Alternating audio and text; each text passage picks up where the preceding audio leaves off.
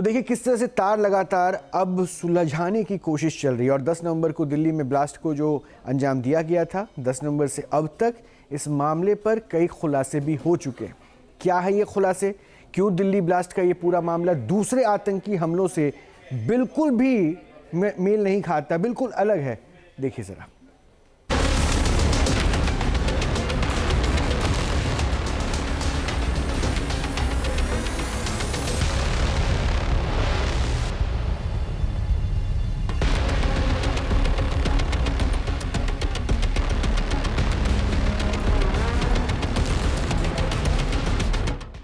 दिल्ली का एक ऐसा ब्लास्ट जिसने देश की सुरक्षा एजेंसियों के सामने आतंकवाद की अलग तरह की तस्वीर पेश की। इसने लंबे समय से सामने आ रही मान्यताओं को पूरी तरह से तोड़ दिया। आतंकवाद गरीबी और अशिक्षा के दलदल में पनपता है।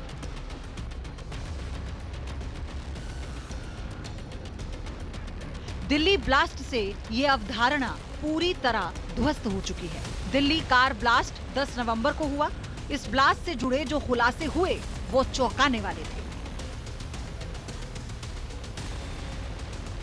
अल्फा यूनिवर्सिटी से पुलिस की गिरफ्त में डॉक्टर मुजम्मिल और शाहीन से पूछताछ जैसे जैसे आगे बढ़ती जा रही है, व्हाइट कॉलर ट्रेड नेटवर्क की कड़ियां भी जुड़ती जा रही हैं और अब तक देखिए तो 6 डॉक्टर हिरासत में और 3 गिरफ्तार हो चुके हैं। गिरफ्तारी का दायरा बढ़ाते हुए अब पुलिस ने और प्रशासन ने, अगर आप देखिए तो नूह और मेवात से लेकर डॉक्टरों को पंजाब तक से गिरफ्तार किया है, जिस पर बड़ा खुलासा सामने आ रहा है। और इस वक्त की जो जानकारी है उसके मुताबिक आप देखिए तो तकरीबन 65 छात्रों से पूछताछ चल रही है। 8 पर विशेष नज़र रखी गई है, वहीं 15 जो है वो अपने मोबाइल बंद कर कर फरार बताए जा रहे हैं। इस ब्लास्ट की जांच में सबसे अहम सवाल एक यूनिवर्सिटी से रिश्ते का है। ब्लास्ट का अल फलाह यूनिवर्सिटी से कनेक्शन। जल्द ही जांच में पता चल गया I-20 कार चलाने वाला उमर मोहम्मद उर्फ उमर उन नबी था, जिसके तार अल फलाह यूनिवर्सिटी से जुड़े। डॉक्टर के रूप में उमर वहीं काम करता था। कल इसका पहलगाम वाला घर तोड़ दिया गया।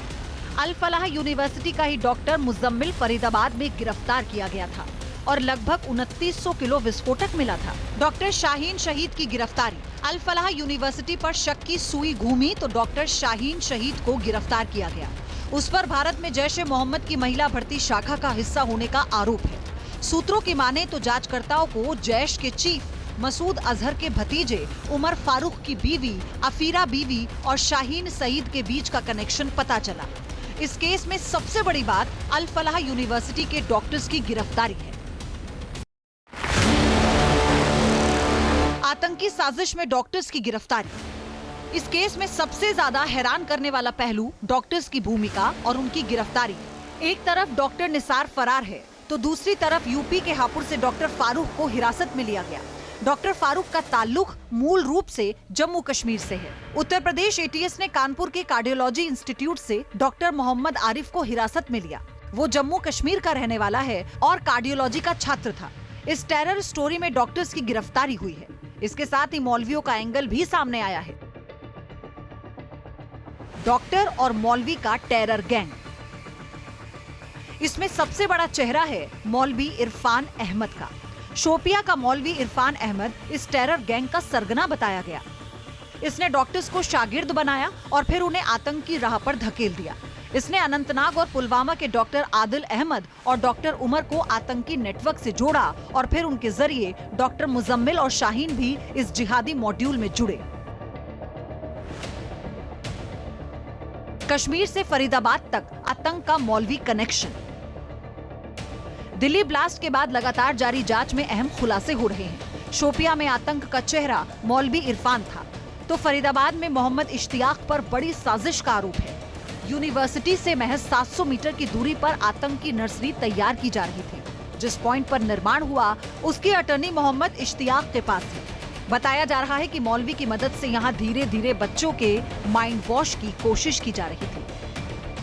Team news nation. जहाँ भक्ति है हर शब्द में, कथाओं में छुपे हैं दिव्य रहस्य और ज्योतिष देता है जीवन को दिशा। धर्म से जुड़ी हर बातों को जानने के लिए हमारे चैनल स्तुति को सब्सक्राइब करें। चैनल पर जाने के लिए इस लिंक पर क्लिक करें।